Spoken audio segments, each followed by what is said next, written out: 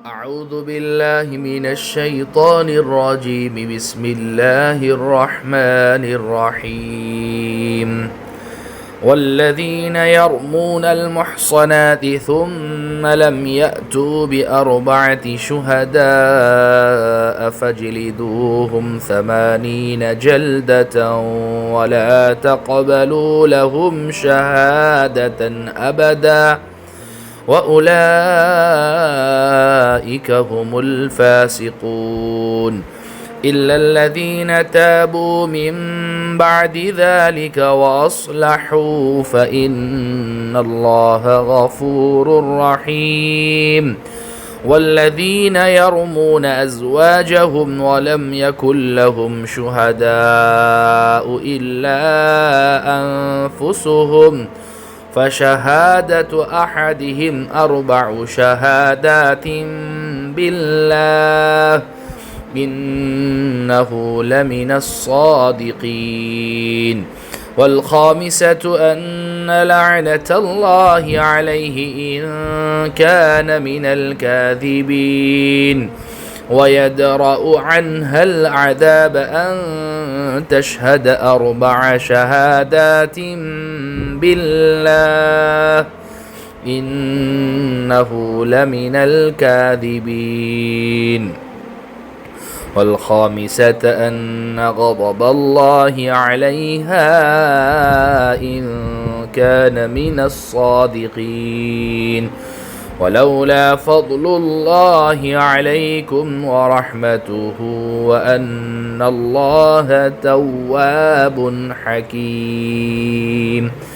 میرے عزیزوں، پیاروں، بزرگوں، اللہ کے رسول پر ایمان رکھنے والے میرے دین عظیم بھائیوں،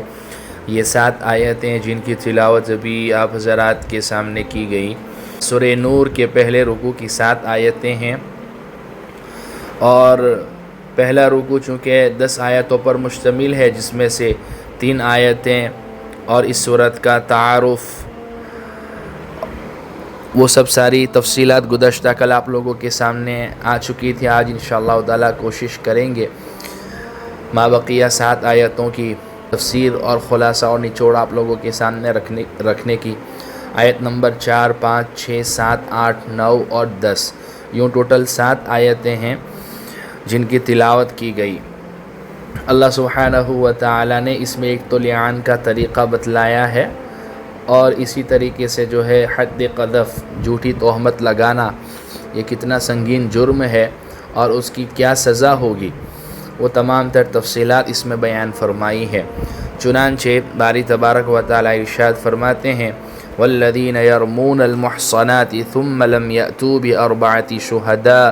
فاجلدوهم 80 جلدة ولا تقبلوا لهم شہادة ابدا وَأُولَئِكَ هُمُ الْفَاسِقُونَ. اور جو لوگ پاک دامن عورتوں پر تہمت لگائیں پھر 4 گواہ لے کر نہ آئیں تو ان کو 80 کوڑے لگاؤ. جس طرح زنا ایک انتہائی گھناؤنا جرم ہے اور اس پر سزا بھی بڑی سخت رکھی گئی ہے، اسی طرح کسی بے گناہ پر زنا کی جھوٹی تہمت لگانے کو بھی نہایت سنگین جرم قرار دیا گیا ہے، اور اس کی سزا 80 کوڑے مقرر کی گئی ہے. اس کو اصطلاح میں حد قذف کہا جاتا ہے، جھوٹی تہمت کسی پر لگانے کی سزا. تو اللہ فرماتے ہیں اور جو لوگ پاک دامن عورتوں پر تہمت لگائیں پھر 4 گواہ لے کر نہ آئیں تو ان کو 80 کوڑے لگاؤ، اور ان کی گواہی بھی کبھی قبول نہ کرو، اور وہ خود فاسق ہیں. یہ بھی جھوٹی تہمت کی سزا کا ایک حصہ ہے کہ ایسی تہمت لگانے والے کی گواہی کسی بھی مقدمے میں قبول نہیں کی جائے گی، کیونکہ ایسے لوگ ڈاؤٹ فل رہیں گے نا، جو بغیر کسی تحقیق کے کسی کے اوپر گھناؤنی تہمت لگا دے. تو ایسے لوگوں کی پھر بعد میں آئندہ کسی بھی مقدمے میں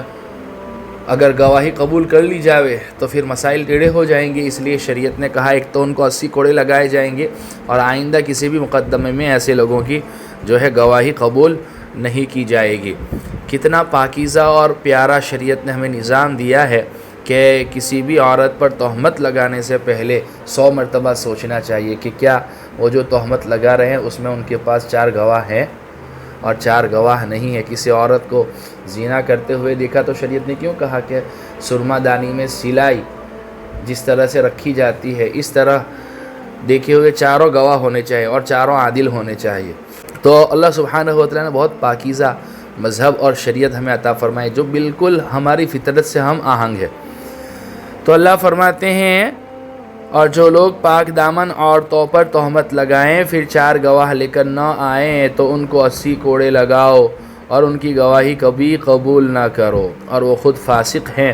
إِلَّا الَّذِينَ تَابُوا مِن بَعْدِ ذَلِكَ وَأَصْلَحُوا فَإِنَّ اللَّهَ غَفُورٌ رَحِيمٌ۔ ہاں جو لوگ اس کے بعد توبہ کر لیں اور اپنی اصلاح کر لیں تو اللہ بہت بخشنے والا بڑا رحم کرنے والا ہے۔ توبہ سے جھوٹی تہمت کا گناہ تو معاف ہو جائے گا، لیکن جو سزائیں اوپر بیان کی گئی ہیں یعنی 80 کوڑے لگانے کی اور آئندہ ان کی گواہی قبول نہ کرنے کی وہ پھر بھی دی جائے گی۔ والذین یرمون ازواجہم ولم یکن لہم شہداء الا انفسہم فشہادت احدہم 4 شہادات باللہ إنه لمن الصادقين والخامسة أن لعنة الله عليه إن كان من الكاذبين۔ اور جو لوگ اپنی بیویوں پر تہمت لگائیں اور خود اپنے سوا ان کے پاس کوئی اور گواہ نہ ہو تو ایسے کسی شخص کو جو گواہی دینی ہوگی وہ یہ ہے کہ وہ 4 مرتبہ اللہ کی قسم کھا کر یہ بیان دے کہ وہ بیوی پر لگائے ہوئے الزام میں یقیناً سچا ہے، اور 5ویں مرتبہ یہ کہے کہ اگر میں اپنے الزام میں جھوٹا ہوں تو مجھ پر اللہ کی لعنت ہو۔ اگر کوئی شوہر اپنی بیوی پر زنا کی تہمت لگائے تو اوپر جو قاعدہ بیان کیا گیا ہے اس کی روح سے اگر وہ 4 گواہ نہ لا سکے تو اس پر بھی 80 کوڑوں کی سزا لاگو ہونی چاہیے تھی، لیکن میاں بیوی کے تعلقات کی خصوصی نوعیت کی وجہ سے ان کے لیے اللہ تعالیٰ نے ایک الگ خصوصی طریقہ کار مقرر فرمایا جسے اصطلاح میں لعان کہا جاتا ہے۔ یہ طریقہ کار ان آیات میں بیان ہوا ہے جس کا خلاصہ یہ ہے کہ شوہر اور بیوی دونوں کو قاضی ان الفاظ میں 5 قسمیں کھانے کو کہے گا جو ان آیتوں میں بیان کیے گئے ہیں، جس کا خلاصہ یہ ہے کہ شوہر اور بیوی دونوں کو قاضی ان الفاظ میں 5 قسمیں کھانے کو کہے گا جو ان آیتوں میں بیان کیے گئے ہیں، اور اس سے پہلے دونوں کو یہ ترغیب دے گا قاضی قسمیں کھلانے سے پہلے کہ دیکھیے آخرت کا عذاب دنیا کی سزا کے مقابلے میں زیادہ سخت ہے، اس لیے جھوٹی قسم کھانے کے بجائے اصل حقیقت کا اعتراف کر لو، دنیا میں حد نافذ ہو جائے گی، معاملہ یہیں پر نمٹ جائے گا۔ اگر بیوی قسم کھانے کے بجائے اپنے جرم کا اعتراف کر لے تو اس پر زنا کی حد جاری ہوگی، قاضی ان کو سمجھائے گا، اور اگر ان میں سے بیوی اگر جو ہے اس پر زنا کی جو ہے اعتراف کر لے کہ ہاں اسے زنا ہوا ہے تو پھر زنا کی حد اس کے اوپر جاری ہوگی، اور اگر شوہر قسم کھانے کے بجائے اعتراف کر لے کہ اس نے جھوٹا الزام لگایا تھا، شوہر بھی اگر یوں اعتراف کر لیتا ہے کہ بھائی نہیں قاضی صاحب سے یوں کہے کہ میں نے اپنی بیوی پر جو ہے ایسی جھوٹی تہمت لگائی تھی، تو پھر اس صورت میں اس پر حد قذف جاری ہوگی، یعنی 80 کوڑے اس کو مارے جائیں گے، اور بیوی اگر اعتراف کر لیتے ہیں اپنے زنا کرنے کی تو پھر اس کے اوپر جو ہے حد جاری ہوگی وہ سنگساری کی، کیونکہ شادی شدہ عورت اور مرد اگر زنا کرتے ہوئے پکڑے جائیں تو پھر اس صورت میں ان کی سزا جو ہے وہ سنگساری ہے، رجم ہے، اور اگر دونوں قسم کھا لیں تو کسی پر دنیا میں سزا جاری نہیں ہوگی، البتہ اس کے بعد قاضی دونوں کے درمیان فسخ نکاح کر دے گا، اور اگر کوئی بچہ پیدا ہوا اور شوہر اسے اپنا بچہ ماننے سے انکار کرے تو وہ صرف ماں کی طرف منسوب ہوگا، جس کو اصطلاح میں لعان کہتے ہیں۔ تو اللہ فرماتے ہیں اور جو لوگ اپنی بیویوں پر تہمت لگائیں اور خود اپنے سوا ان کے پاس کوئی اور گواہ نہ ہو تو ایسے کسی شخص کو جو گواہی دینی ہوگی وہ یہ کہ وہ 4 مرتبہ اللہ کی قسم کھا کر یہ بیان دے کہ وہ اپنی بیوی پر لگائے ہوئے الزام میں یقیناً سچا ہے، اور 5ویں مرتبہ یہ کہے کہ اگر میں اپنے الزام میں جھوٹا ہوں تو مجھ پر اللہ کی لعنت ہو۔ ويدرأ عنها العذاب أن تشهد 4 شهادات بالله إنه لمن الكاذبين والخامسة أن غضب الله عليها إن كان من الصادقين. اور عورت سے زنا کی سزا دور کرنے کا راستہ یہ ہے کہ وہ 4 مرتبہ اللہ کی قسم کھا کر یہ گواہی دے کہ اس کا شوہر اس الزام میں جھوٹا ہے. پہلے شوہر کو کہے گا چونکہ اس نے الزام لگایا ہے شوہر 5 قسمیں کھانے کا، اور اس نے اگر کھا لی تو پھر اس صورت میں عورت سے کہا جائے گا. اور عورت سے زنا کی سزا دور کرنے کا راستہ یہ کہ وہ 4 مرتبہ اللہ کی قسم کھا کر یہ گواہی دے کہ اس کا شوہر اس الزام میں جھوٹا ہے. والخامسة أن غضب الله عليها إن كان من الصادقين. اور 5ویں مرتبہ یہ کہے کہ اگر وہ سچا ہو تو مجھ پر اللہ کا غضب نازل ہو.